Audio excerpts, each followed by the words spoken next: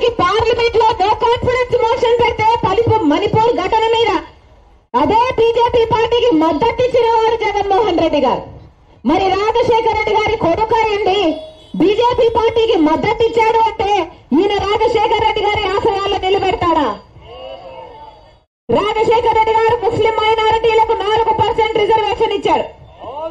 4% reservation. అసలు రాజశేఖర రెడ్డి గారు 7% ఇవ్వాలనుకున్నాడు.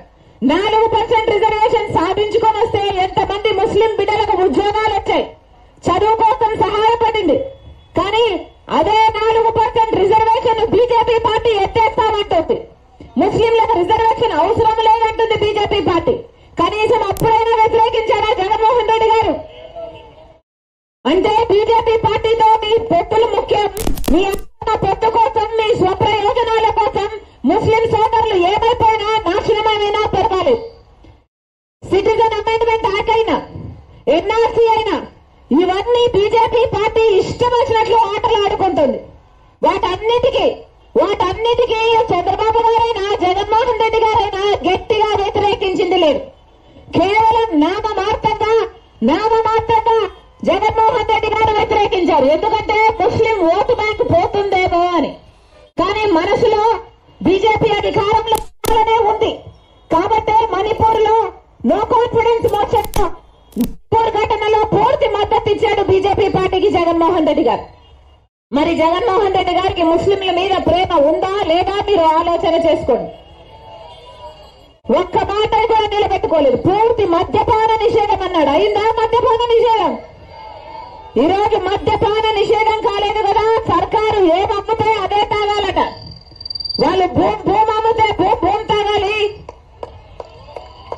వాళ్ళు 3 క్యాపిటల్ అమ్మితే 3 క్యాపిటల్ తాగాలి. వాళ్ళు స్పెషల్ స్టేటస్ అమ్మితే స్పెషల్ స్టేటస్ తాగాలి. వాళ్ళు ఎంత అమ్మితే అంతకే తాగాలి. ప్రపంచంలో ఎక్కడా లేవు ఇక్కడున్న బ్రాండ్లు. ఆరోగ్యాలు మన బిడ్డలవి, మన ప్రజలవి 25% ఎక్కువ మంది కిడ్నీలు, లివర్లు చెడిపోయి చచ్చిపోతున్నారు. ఎవరు పట్టించుకుంటున్నారు? బిడ్డలకు ఉద్యోగాలు వస్తున్నాయా? జగన్మోహన్ రెడ్డి గారు సంక్రాంతి వచ్చినప్పుడల్లా జాబ్ క్యాలెండర్ వస్తుందన్నాడు. వచ్చిందమ్మా? ఒక్క జాబ్ క్యాలెండర్ కూడా రాలేదు. మరి ఇలాంటి వాళ్ళని ఎందుకు ఓట్ చేయాలి? రాజశేఖర రెడ్డి బిడ్డ ఈ రోజు ఎంపీగా పోటీ చేస్తుంది కాంగ్రెస్ పార్టీ తరఫున. ఎందుకు పోటీ చేస్తుంది? ఎందుకంటే సొంత చిన్నాన, మా వివేకానంద రెడ్డి గారి చిన్నానను హత్య చేశారు అని సిబిఐ చెప్తున్న నిందితుడికి జగన్మోహన్ రెడ్డి గారు టికెట్ ఇస్తే మళ్ళీ ఆయనే అధికారం రావాలని, మళ్ళీ ఆయననే కాపాడుకోవడమే కాక 5 సంవత్సరాలు మళ్ళీ ఆయనకే అధికారం కట్టబెట్టాలనుకుంటే ఈ అన్యాయాన్ని సహించలేక ఈ రోజు రాజశేఖర రెడ్డి బిడ్డ ఎదురు నిలబడింది.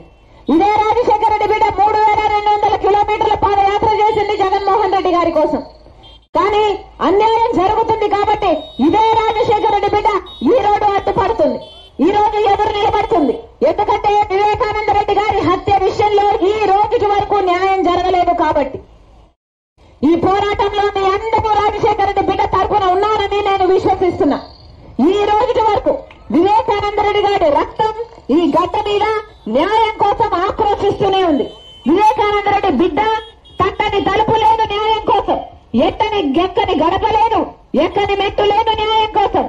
ఈ అన్యాయాన్ని మీ అందరూ కూడా ఎదిరిస్తారని, ఒక పక్క న్యాయం ఉంది, ఒక పక్క నేరం ఉంది, ఒక పక్క ధర్మం ఉంది, ఇంకో పక్క డబ్బు అధికారం ఉంది. మీరు న్యాయం పక్కన నిలుస్తారని, రాజశేఖర రెడ్డి బిడ్డను గెలిపిస్తారని మా నమ్మకం.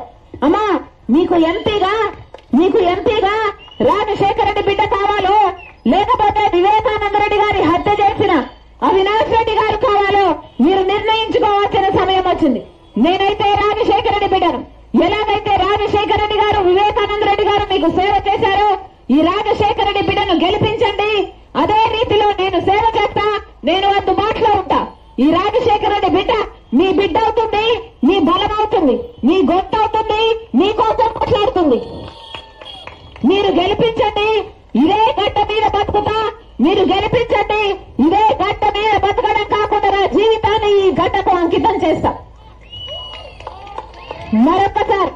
మరొక్కసారి రాజశేఖర రెడ్డి బిడ్డను ఎంపీగా గెలిపించాలని, ఎమ్మెల్యేగా అఫ్జల్ ఖాన్ గెలిపించాలని హస్తం గుర్తు మీద ఓటేయాలని మీ మీ అమూల్యమైన ఓటు హస్తం గుర్తు మీద వేయాలని. మిరాది